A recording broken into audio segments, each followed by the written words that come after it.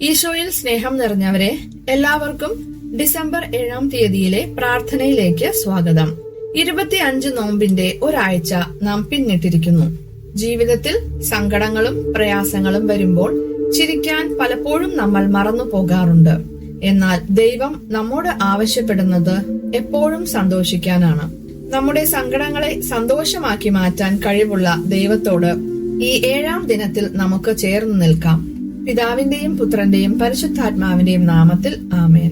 സന്തോഷത്തിന്റെ ഉറവിടമായ ദൈവമേ, ഈ നല്ല പ്രഭാതത്തിൽ ഞങ്ങൾ അങ്ങയെ സ്തുതിക്കുന്നു.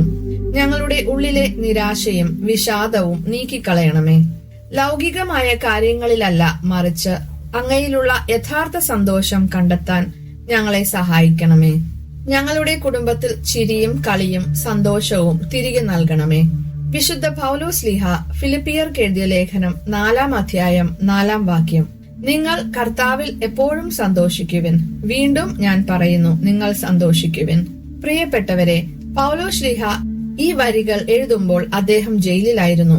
കഷ്ടപ്പാടിന്റെ നടുവിലും സന്തോഷിക്കുവിൻ എന്ന് പറയാൻ അദ്ദേഹത്തിന് കഴിഞ്ഞത് ആ സന്തോഷം ദൈവത്തിൽ നിന്നുള്ളതായിരുന്നു എന്നതുകൊണ്ടാണ്. നമ്മുടെ ജീവിതത്തിൽ പ്രശ്നങ്ങൾ ഉണ്ടാകാം, രോഗങ്ങൾ ഉണ്ടാകാം. പക്ഷെ ഓർക്കുക, കർത്താവ് കൂടെയുണ്ടെങ്കിൽ ആ സങ്കടങ്ങൾക്ക് നമ്മുടെ സന്തോഷത്തെ കെടുത്താൻ കഴിയില്ല. ഇന്ന് നമുക്ക് ഒരു കാര്യം ചെയ്യാം. മുഖം വീർപ്പിച്ചിരിക്കാതെ കാണുന്നവരോട് ഒന്ന് പുഞ്ചിരിക്കാം. ആ പുഞ്ചിരി ദൈവത്തിന്റെ ദാനമാണ്.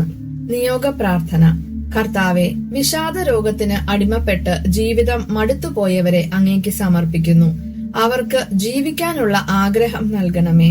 സാമ്പത്തിക തകർച്ച മൂലം സന്തോഷം നഷ്ടപ്പെട്ട കുടുംബങ്ങളെ ആശ്വസിപ്പിക്കണമേ.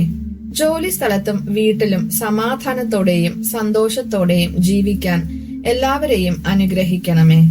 സ്വർഗസ്ഥനായ ഞങ്ങളുടെ പിതാവേ, അങ്ങയുടെ നാമം പൂജിതമാകണമേ. അങ്ങയുടെ രാജ്യം വരണമേ. അങ്ങേ തിരുമനസ് സ്വർഗത്തിലെ പോലെ ഭൂമിയിലുമാകണമേ. അന്നന്ന് വേണ്ടുന്ന ആഹാരം ഇന്ന് ഞങ്ങൾക്ക് തരണമേ. ഞങ്ങളോട് തെറ്റ് ചെയ്യുന്നവരോട് ഞങ്ങൾ ക്ഷമിക്കുന്നത് പോലെ ഞങ്ങളുടെ തെറ്റുകൾ ഞങ്ങളോടും ക്ഷമിക്കണമേ. ഞങ്ങളെ പ്രലോഭനത്തിൽ ഉൾപ്പെടുത്തരുതേ, തിന്മയിൽ നിന്നും ഞങ്ങളെ രക്ഷിക്കണമേ. നന്മ നിറഞ്ഞ മറിയമേ, സ്വസ്തി, കർത്താവ് അങ്ങയോടുകൂടെ സ്ത്രീകളിൽ അങ്ങ് അനുഗ്രഹിക്കപ്പെട്ടവളാകുന്നു. അങ്ങയുടെ ഉദരത്തിന്റെ ഫലമായ ഈശോ അനുഗ്രഹിക്കപ്പെട്ടവനാകുന്നു. പരിശുദ്ധ മറിയമേ, തമ്പുരാന്റെ അമ്മേ, പാപികളായ ഞങ്ങൾക്ക് വേണ്ടി ഇപ്പോഴും ഞങ്ങളുടെ മരണസമയത്തും തമ്പുരാനോട് അപേക്ഷിക്കണമേ. പിതാവിന്റെയും പുത്രന്റെയും പരിശുദ്ധാത്മാവിന്റെയും നാമത്തിൽ ആമേൻ. കർത്താവിന്റെ സന്തോഷം നിങ്ങളുടെ ശക്തിയായിരിക്കട്ടെ. സങ്കടങ്ങളെ സന്തോഷമാക്കി മാറ്റുന്ന ദൈവം ഈ നോമ്പുകാലം മുഴുവൻ നിങ്ങളെ കാത്തു പരിപാലിക്കട്ടെ. ആമേൻ. നിങ്ങളുടെ സങ്കടങ്ങൾ സന്തോഷമായി മാറുന്ന ഒരു ദിവസമാകട്ടെ ഇന്ന്. ഈ വീഡിയോ നിങ്ങൾക്ക് ഇഷ്ടമായെങ്കിൽ ലൈക്ക് ചെയ്യാൻ മറക്കരുത്. ജീവിതത്തിൽ സന്തോഷം നഷ്ടപ്പെട്ടവർക്ക് ഒരു ആശ്വാസത്തിനായി ഈ വീഡിയോ ഷെയർ ചെയ്യുക.